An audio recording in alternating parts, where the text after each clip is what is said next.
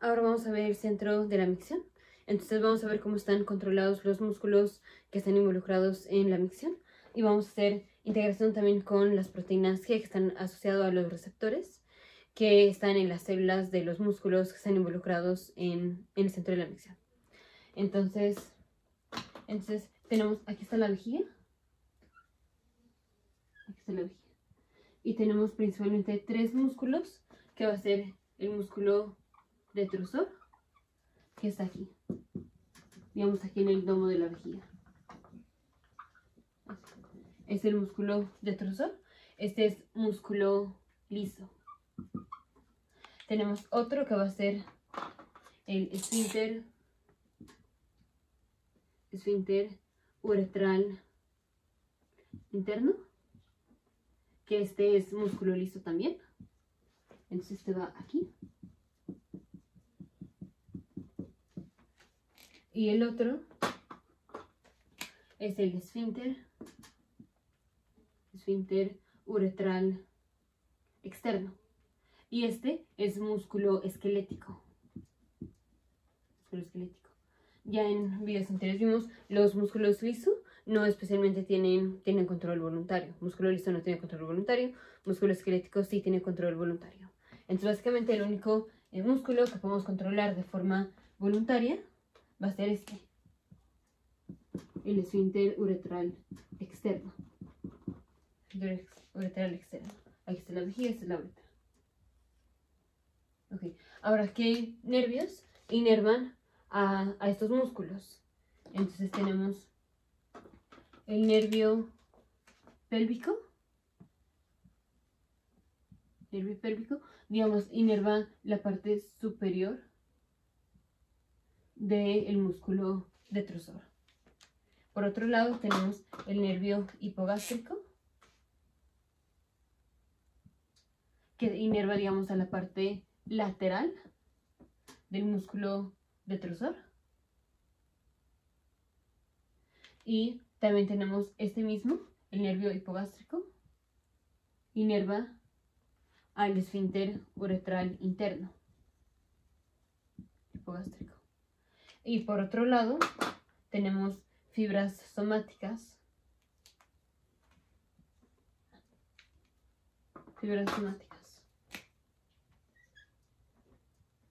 que esto es a través del nervio pudendo, y este inerva al esfínter uretral externo.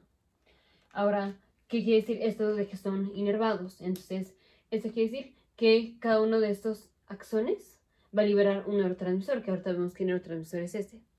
Pero vamos a ver cuáles son los receptores. Entonces, las células de aquí, de la parte superior del músculo detrusor, tienen receptores para el neurotransmisor que va a liberar este axón. Entonces, este es un receptor tipo M3, un receptor muscarínico. Entonces, M3. Receptor muscarínico M3. Eso quiere decir que el neurotransmisor de este axón es acetilcolina. O sea, lo que va a liberar estos axones es acetilcolina. Luego vamos con el hipogástrico. Inerva la parte lateral del músculo detrusor. Y ahí tenemos receptores beta 3. Estos son receptores beta adrenérgicos que van a recibir epinefrina o norepinefrina, que es liberada por estos axones, principalmente epinefrina. Aquí, epinefrina. Tenemos el esfínter uretral interno. Aquí tenemos receptores alfa 1. De hecho, le voy a poner otro color. Tenemos receptores alfa 1. Y aquí este nervio va a liberar igual epinefrina o no epinefrina, principalmente epinefrina. Y recibido por los receptores alfa 1. Y ya por último tenemos el esfínter uretral externo. Aquí tenemos células que tienen receptores para lo que el nervio pudendo libera. Y lo que el nervio pudendo libera es acetilcolina. Solo que esos son receptores no muscarínicos, sino que nicotínicos. Son receptores de acetilcolina tipo nicotínicos. Estos son receptores de acetilcolina tipo muscarínicos. Ok. Ahora, antes de ver qué pasa cuando se libera el neurotransmisor, ahora sí vamos a regresarnos un poco más al sistema nervioso autónomo. Entonces, vamos a poner, aquí está el sistema nervioso central. Tenemos aquí el lóbulo frontal, parietal, occipital, temporal, aquí está el cerebelo, aquí está el puente. Y todo esto es el tallo cerebral y luego sigue la médula espinal. Lo que vamos a hacer es, vamos a hacer cortes aquí de la médula espinal y lo vamos a poner aquí. Entonces, digamos, aquí está un corte transversal de la médula espinal.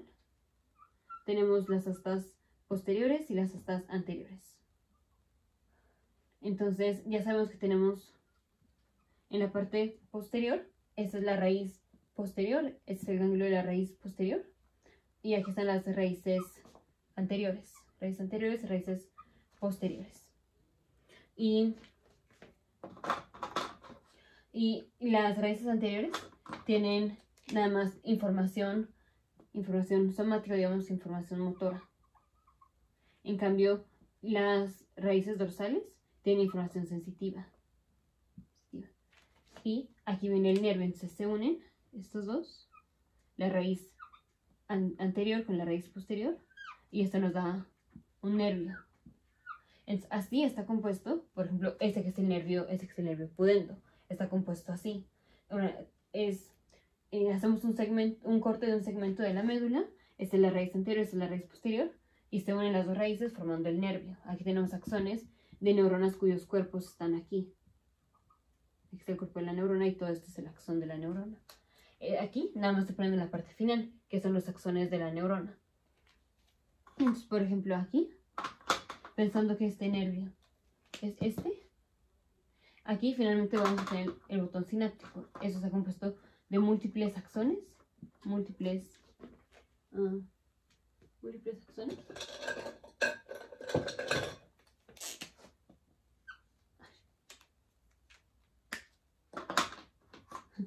Está compuesto de múltiples axones. Y cada axón viene así y tiene su botón sináptico. Y aquí tenemos vesículas. Cada uno de esos axones que están aquí es el axón y tiene su botón sináptico. Entonces, cuando se libera el neurotransmisor que tienen aquí, en el botón sináptico, todos esos axones, ese neurotransmisor que se libera es acetilcolina. Y la acetilcolina se va a unir aquí. Acetilcolina. Y eso es un receptor tipo nicotínico. Esto quiere decir que voy a poner, aquí está el músculo. Digamos, aquí está el músculo. Aquí está el receptor. Que aparte de ser un receptor, es un canal. El receptor nicotínico de acetilcolina es un canal. Entonces, este canal así, y también es un receptor. Este canal recibe la acetilcolina. Y cuando recibe la acetilcolina, ¿qué pasa? El sodio se mete por este canal.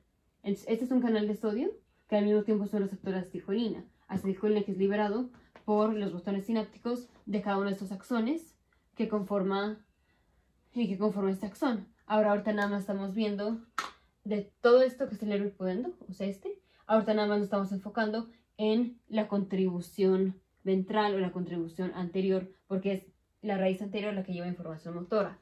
Ahorita no nos estamos metiendo con la información sensitiva, que sería contribución de la raíz posterior. Entonces aquí se mete el sodio cuando la acetilcolina se une a su receptor, y cuando el sodio se mete a la célula viene la despolarización. Y sinónimo, o básicamente lo que quiere decir despolarización es que se va a contraer el músculo, en este caso. Entonces, ahora, ¿qué pasa cuando hay contracción? ¿Qué pasa cuando hay contracción del músculo esfínter uretral externo? Contracción del músculo esfínter uretral externo. Entonces, está el músculo. Aquí está el músculo, aquí está la uretra, es el esfínter uretral externo, y se contrae el esfínter uretral externo, y entonces tenemos retención urinaria. Entonces, el efecto de contraer el esfínter uretral externo es retención urinaria, y esto se va a dar porque el sodio despolariza el músculo, y esto se da porque la acetilcolina se une a sus receptores, que viene o que es liberado de esos axones. Ahora vamos con inervación simpática. Entonces, con el esfínter uretral interno y la parte lateral del músculo detrusor. Entonces empezamos con el esfínter uretral interno. Ya en videos anteriores vimos el simpático y el parasimpático, el sistema nervioso autónomo. Y ya sabemos que los axones de las neuronas que forman la vía simpática, la primera neurona está en el hipotálamo, pero ahorita no nos vamos a enfocar en esa neurona. Nos vamos a enfocar en lo que es la neurona preganglionar y la neurona postganglionar. La neurona preganglionar está aquí, en las astas laterales.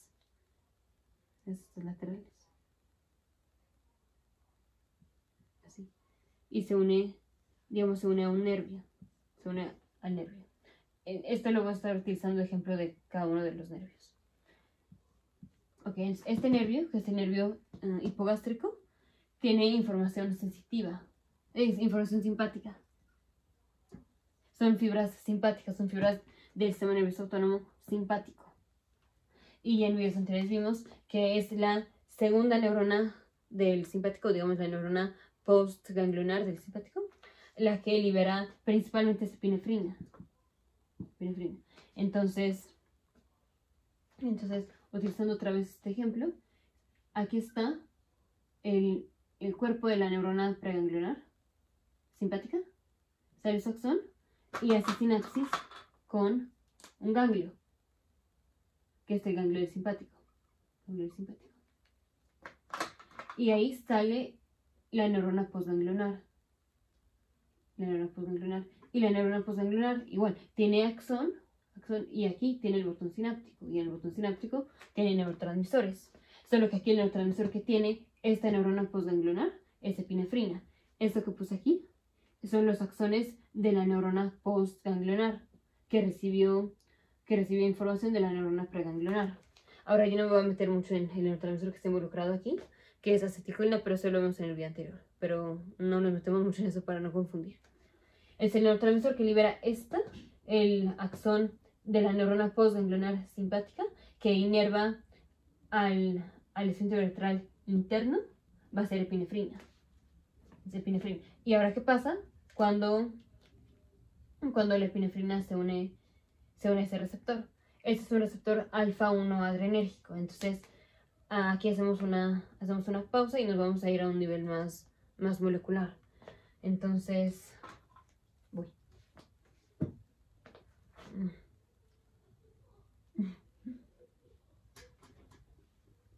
Bueno, tenemos esta la neurona, la célula muscular.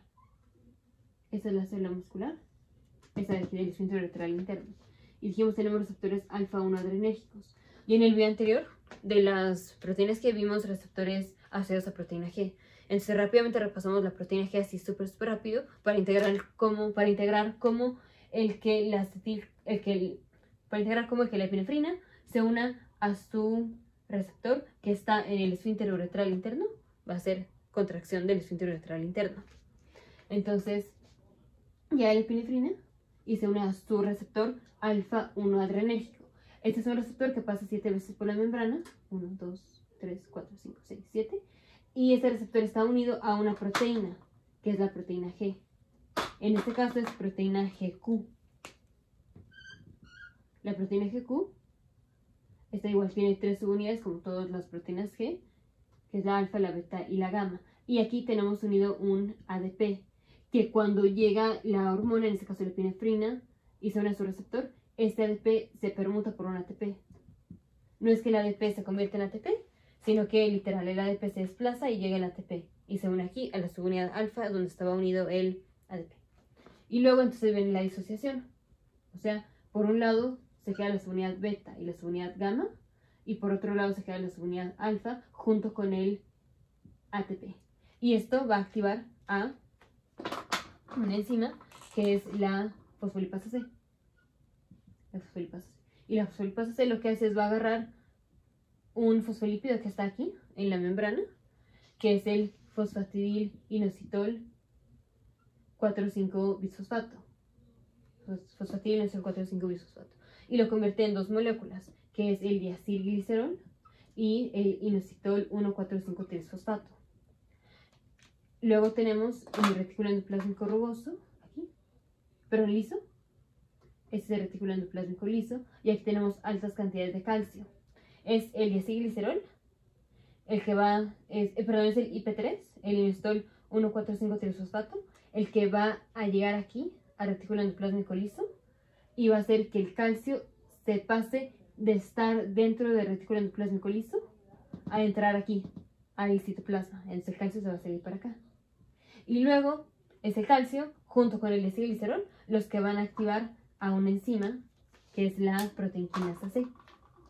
Entonces esta es la proteinquinasa C y es activada por el diacilglicerol y el calcio. Y como su nombre es quinasa, eso quiere decir que va a fosforilar cosas. Y entre ellas lo que fosforila son genes del DNA que va a hacer que se sinteticen proteínas y todo eso, como puede ser proteínas de la actina, miosina, cadenas de la miosina, que están involucrados en la contracción muscular. Y entonces, por eso cuando la neurona postganglionar simpática libera epinefrina al esfínter uretral interno, sucede todo esto de la proteína G, terminando en contracción del esfínter uretral interno. Y cuando se contrae el esfínter uretral interno, entonces tenemos retención urinaria. Retención urinaria. Ahora vamos a ver inervación de la parte lateral del músculo detrusor.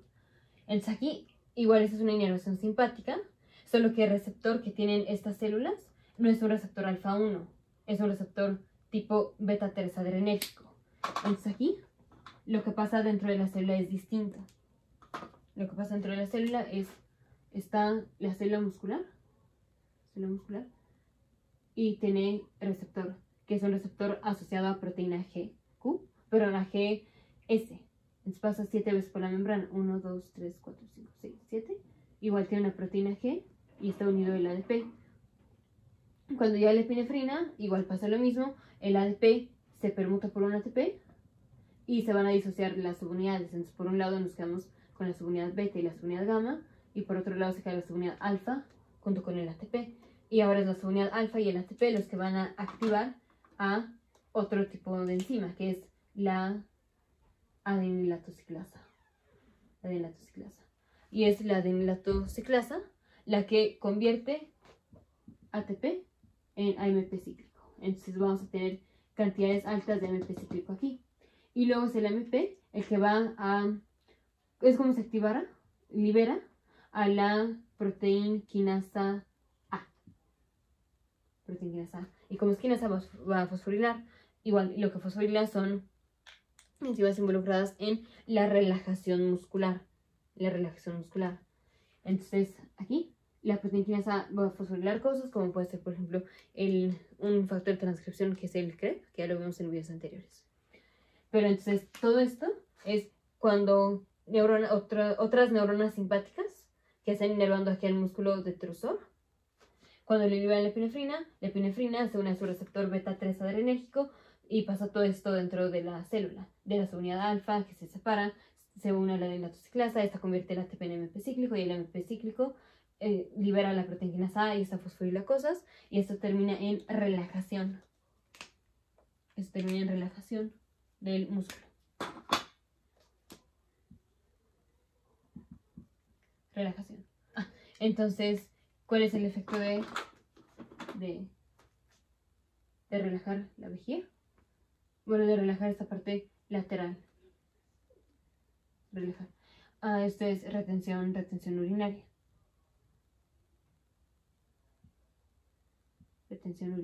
Y esto es por relajación del músculo liso. O sea, si se relaja el músculo liso, le cabe más orina a la vejiga. Entonces, ¿cuál es el efecto? Retener la orina.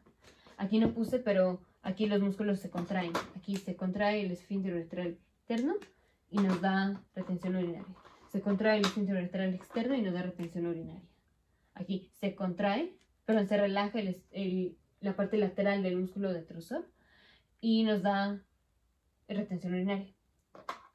Y ya por último está el nervio pélvico. El nervio pélvico es vía parasimpática, tiene fibras parasimpáticas. Entonces aquí es el parasimpático, sale más en la parte más abajo, más arriba de la médula. Entonces, por ejemplo, bueno, de la médula, de toda la columna vertebral y tallo cerebral. Entonces aquí está la neurona preganglional parasimpática, hace sinapsis en su ganglio, el ganglio parasimpático, hace sinapsis con la segunda neurona y sale la segunda neurona, que es la neurona postganglionar, y está igual en sus axones, tiene el botón sináptico y el botón sináptico contiene neurotransmisores. Esto es esto de aquí. Estos axones son estos axones de aquí y tienen en el botón sináptico un neurotransmisor. Ese neurotransmisor es acetilcolina. Y lo que se libera es, y el receptor que recibe a la acetilcolina es un receptor muscarínico tipo M3. Entonces, ¿qué pasa aquí? M3 es un receptor asociado a proteína GQ. Entonces va a pasar lo mismo que pasaba aquí. Está la célula muscular, tiene su receptor que pasa 7 veces por la membrana. Está la subunidad alfa, beta y gamma, unida a un ADP. Cuando llega la acetilcolina, el ADP se permuta por un ATP, separando la subunidad alfa por un lado, junto con el ATP, y por otro lado la subunidad beta y gamma. Estas van a activar a la fosfolipasa C. Activan a la fosfolipasa C. La fosfolipasa C agarra al fosfatilinositol 4,5-bisfosfato y lo convierte en diacilglicerol y en el IP3.